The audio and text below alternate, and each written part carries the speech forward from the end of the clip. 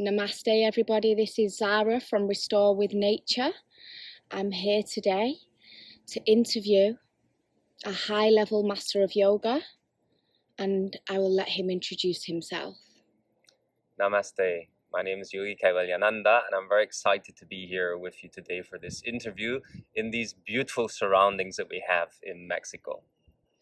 So, Yogi, I'm going to keep it quite clear and precise. I have some questions to ask you, and I will start straight away. We'll get straight to the point. So, I've noticed by spending this last month with you that you spend quite a lot of time on your own practice of yoga. Now, I'd like to dig a little deeper with you about this. I've noticed that within the day you practice between 2 to 4 hours of your own practice. I've been doing yoga myself for the last 13 years. I've been around a lot of different yoga teachers, and what I've noticed is that the majority of yoga teachers tend to only do 1 to 2 hours maximum per day. So the point that I'm getting at is, how important do you think it is that a yoga teacher works diligently on his or her practice each day? And how does that affect the transference in the class onto your students? Yeah, it's a really good question to begin with, and it's an absolutely fundamental question which every yoga teacher should actually ask themselves.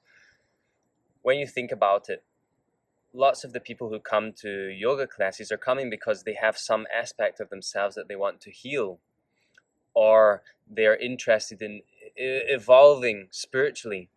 They're interested in getting to know what is their true essence. And thus, it's so important that the yoga teacher himself or herself is whole, that they have been through this process of healing through the practices, that they have understood that yoga ultimately is this union of our individualized consciousness, you could say, which people like to call the soul, with the universal consciousness itself. And so if we are going to give that, as you said so well, that transference of that energy, we can only give that transference of energy if we have actually experimented and experienced this union within ourselves. Thanks, Yogi. That was a great answer. So moving on to the next question. I've also noticed over the years that a lot of yoga teachers still drink alcohol. I ask this question, and I speak to the best of my ability to be non-judgmental. I'm not here to judge any yoga teachers.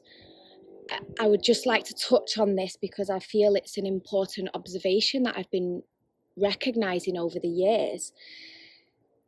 So I've noticed that a lot of teachers still drink alcohol or smoke or take recreational drugs. Now with you, Yogi, I've realized that it seems like you've reached such a level of awareness that you don't actually need to take these substances to distract or numb yourself from your pains and sufferings in life and any problems that you may have occurred on or could be occurring on your path at present. Now, what is your opinion on this matter? I think the way that you framed the question is excellent, because it already gives an indication as to why are people taking these substances. It's because they cannot face themselves. It's because they need some moments throughout the day where they have to distract themselves from themselves or from their problems, because it's just so overwhelming. But of course, on the path of yoga, one of the things which, if we're doing a real deep practice of yoga with full determination, is that it makes us completely naked, in the sense that we have to face ourselves. We have to face all the different aspects of ourselves where we maybe carry emotions or traumas. We come face to face with our ego. And of course, this is something which this particular answer to this question may trigger certain yoga teachers who, as you have said, I know many of them myself, who drink alcohol, who take recreational drugs, who smoke. I mean, I even know one yoga teacher, she was teaching in Jordan teacher training programs, and she smoked cigarettes. And she's supposed to be an inspiration for people to become teachers, and she herself is still addicted to smoking cigarettes. And so coming face to face with your own ego is a big aspect of the path of yoga. And so many of the yoga teachers may not like to hear this. They may not like to hear this answer, that they are still addicted to certain substances, that they are still not able to spend 24 hours a day completely with themselves and all of the crap that they may be carrying. Of course, eventually, as you've said, you can reach a certain level in yoga whereby you want to spend 24 hours a day with yourself, because it becomes very blissful when you enter the sphere of just pure consciousness. But until then, it can be a hard path. And for me, with the kind of level of awareness and appreciation that I have for my, not just the physical body, going deeper than that, the energetic body as well, I could never put alcohol in my body. I could not touch these recreational drugs, which are synthetically made compounds, which do God knows what to you. I could never eat animals or eat fish or eat all these toxic foods which people think are foods, and they're nothing more than just pure toxins for the body. Because I have reached that level where I can feel that these things are poisons. And why would I want to put poisons in my body? Why would I want to harm my body, this body which has been gifted to me in this lifetime by the Mother Nature? Why would I want to do harm to that? Because it's very true that once you purify your body so much, and once you're able to realize your eternal nature, which is simply pure consciousness, you don't want to drag yourself down by dulling yourself or distracting yourself by taking these substances or these toxins. And so this is certainly something which people have to think about. I had another a yoga teacher recently post on Instagram all about balance, how it's good to do your hour of practice in the morning, because then you can balance that out by taking a bottle of wine in the evening. That she believes that means balance. But for me, putting poisons in your body has absolutely nothing to do with balance. Again, this is just a way of that person to justify their escapism. They're unable to face themselves 24 hours of the day. And this is fundamental, that yoga teachers can actually get to that stage. Another teacher I know doesn't practice shavasana at the end of class. And when I asked her why, she said, because I cannot lie still. I cannot be with myself because my mind is constantly racing. And this is a famous yoga teacher. She has many, many followers, but she's unable to be with herself. So she's practicing simply an exercise, which she thinks is yoga, with no understanding of what the real yoga is. And so, especially, I'm passionate about this topic, especially now, as we're facing this incredible change which is happening in the world, where we're either going to slip into a time of the great enslavement of humanity or the great awakening of humanity. And if we want to go into that great awakening of humanity, all the yoga teachers have the responsibility to try and allow their students to also awaken.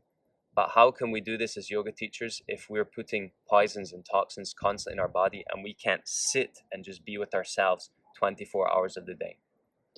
Thanks so much, Yogi. That was a great, thorough answer. And I really appreciate your care of my generation and generations after me, that we have got such authentic teachers like yourself that has the willpower to stay on the path with such diligence and discipline. And I think it's so important that we have teachers like you, and teachers that may be willing to listen to you, because I feel that this energy transference and leading by example is much more, it's something which is extremely valuable, and it does make a difference. So I really appreciate that. Thank you. So moving on to the next question. I've noticed that when I join your classes, that you're very attentive to each of your students. I've never seen it to such an extent before. For example, when I've been in other classes, I find it's quite generalized. Whereas with you, I feel like you really pick up on the blockages and the individual needs of your students. Now, I mean, I've been practicing for 13 years and I've had a blockage in my left hip and in my lower back. Now, I feel like this has really begun to unlock in this last month, whereas in the last 13 years of practicing yoga with various teachers that I've spent 4 years with even, nothing's happened. It's not unlocked, you know. I've not pushed through those blockages. I mean, the question is, how is that possible that you can create such affinity with your students? Yeah, I mean, I've been blessed over the years to have many wonderful students, and especially right now in this current time where I'm running mostly online classes, I have this beautiful community of amazing students. And to be honest, I care about every single person that's ever come my way over the previous several years that I've been teaching yoga. And for me, and it ties in again to the last question, we can do the real thing here, and we can actually try to awaken humanity, or we can just do a half job. The way I am in life is I do it either 100% or I don't bother doing it at all. And so the group of students that I've got, I want all of them to also fly.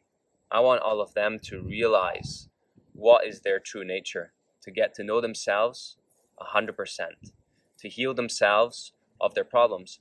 And so whenever I get new students, I make a point of asking, okay, do you have any injuries? Is there anything going on in your life that needs worked on? Whatever, so that I can build up an image in my head of what that person needs. And then through the classes, we actually start to work on these things so that they then see this evolution and everybody else benefits, because the stuff that we're doing is good for everybody anyway. And it may just unlock something for someone else. Now, how can that go to a different level purely than just asking someone and then thinking, okay, what things do I need?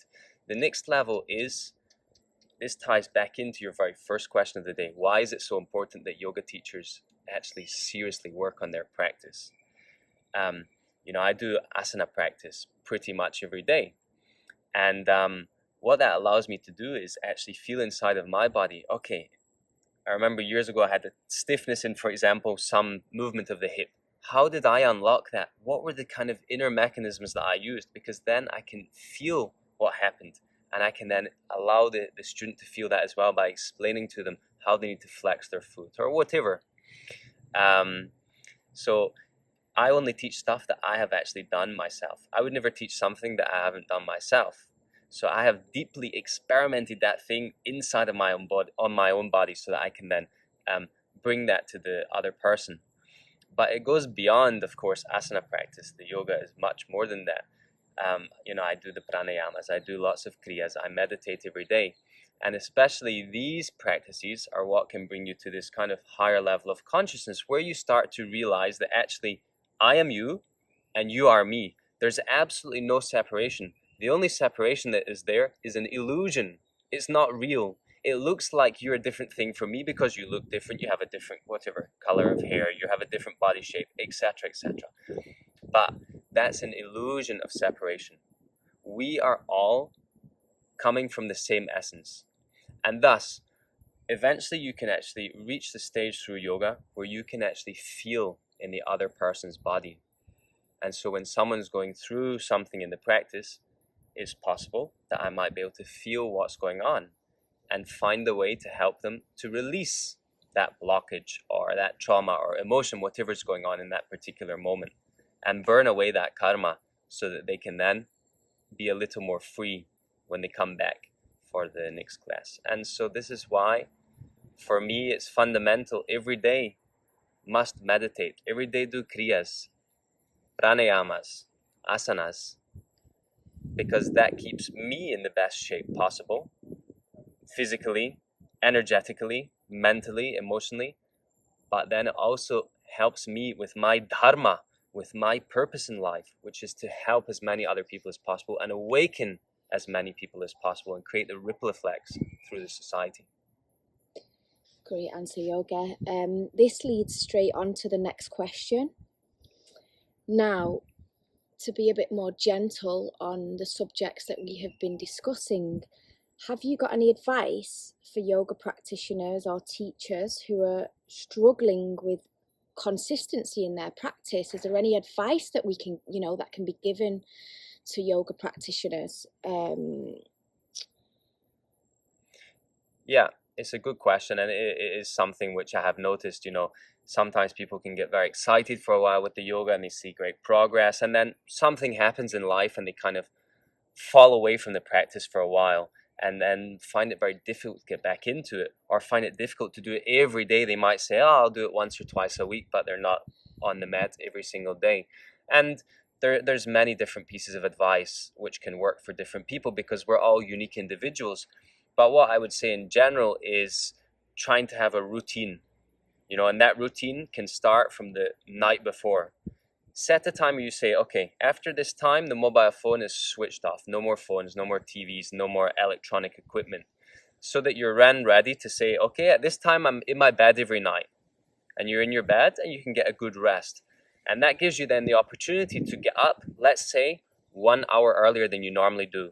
You get up at a time where everyone else is still sleeping, where the ambience, the atmosphere is more calm and is very conducive to your spiritual practice. And you get up and you do, your practice. Whatever that is, some meditation, some pranayamas, some asanas, whatever works for you. I personally love to do my meditation first thing in the morning because it's such a calm atmosphere and there's no noise because the rest of the world is still sleeping. And I normally do some kriyas as well in the morning and then do my asana practice a little later. So you have to find what works with you, and you have to also start with realistic targets. It might be too much for you to say, okay, I sit for an hour and meditate every day. You might have to start with 10 minutes and gradually build your time up. But as long as you start with a manageable amount, at least you can get the consistency. Yes, every day I'm up at that time and I get on the mat and I do my practice. So that's my first piece of advice. Routine can be very helpful. Then the next piece of advice which I have is keep your body as pure as possible. Again, this relates into one of your previous questions. One of the things that I have noticed in myself on my own evolution throughout the years, and I've noticed it also in other people, is that when our body gets a little toxic, be that because you've been eating too many animals or drinking too much alcohol, or you simply haven't done some kind of detox program for quite a long time, then the body can become a little heavy, the mind can become a little more cloudy, and it's difficult to find the motivation to get on the mat. What I have noticed in myself and my students who have gone through certain detoxification and purification programs with me is that as soon as you purify the body, the mind is more alert, is more awake, and you feel lighter and you feel more motivation and willpower to just get on the mat and do it. And so whatever the cleansing procedure may be, whether it's some kind of liver flush or the Shankaprakshana, which is the full wash of the intestines, or some kind of fasting regime, or going for a colonic irrigation, whatever it is, try to make sure that every year you're doing once or twice some kind of good cleansing procedure, and you will notice how automatically the energy levels are better, the motivation levels, the happiness levels, and that will come into place. And the third piece of advice I would give is to try and remain present in every moment.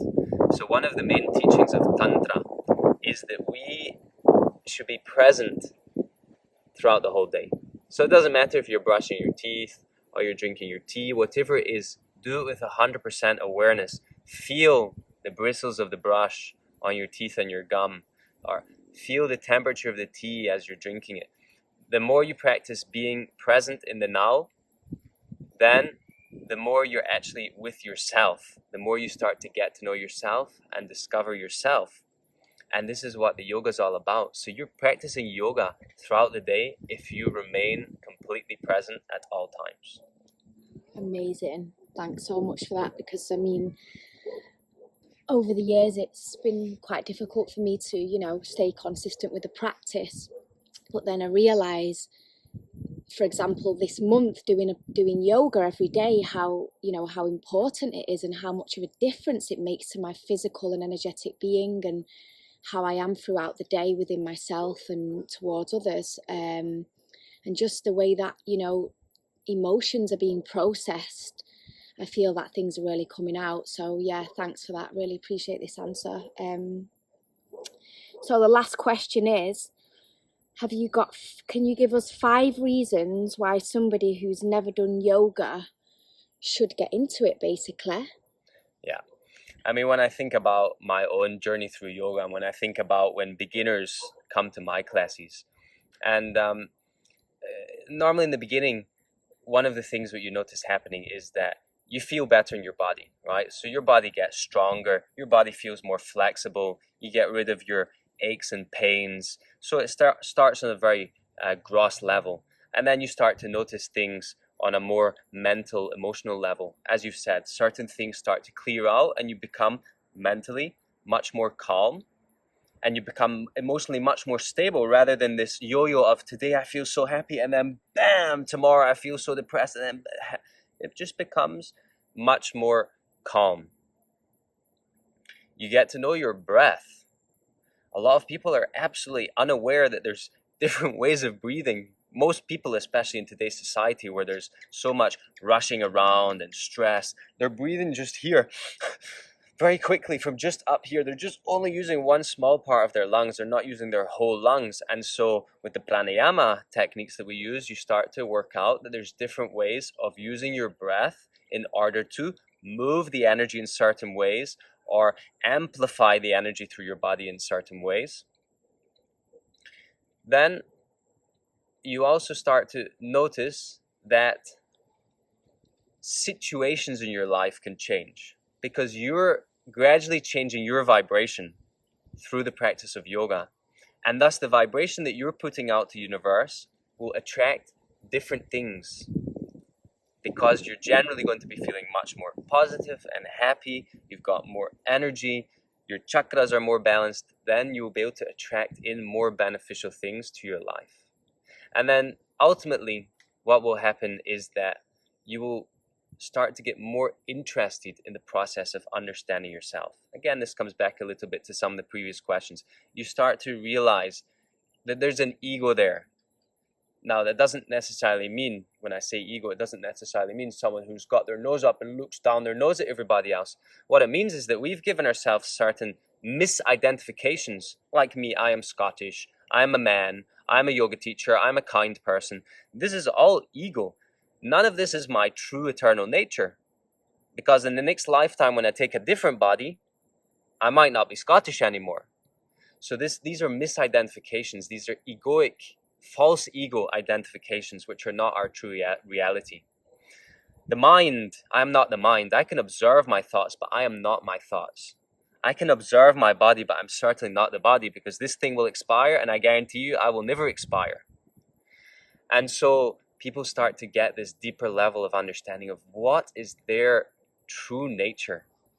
And that's eventually they're on the path of the real authentic yoga, is to understand ourselves, realize that we are eternal beings living in this world which is totally illusionary, but seems so real to us, and everything seems so dramatic at the time, but it's a speck of dust in the grand scheme of things. Thanks so much, Yoga, for answering all these questions so thoroughly. Really appreciate it. And yeah, thanks very much. We hope that you all have taken as much as you can from this interview, and that, you know, you hopefully take up the path of yoga with an authentic teacher who is diligently on their path and can genuinely help you to evolve out of your, you know, physical, mental, emotional pains or sufferings. So yeah, thank you very much, and we hope to see you soon.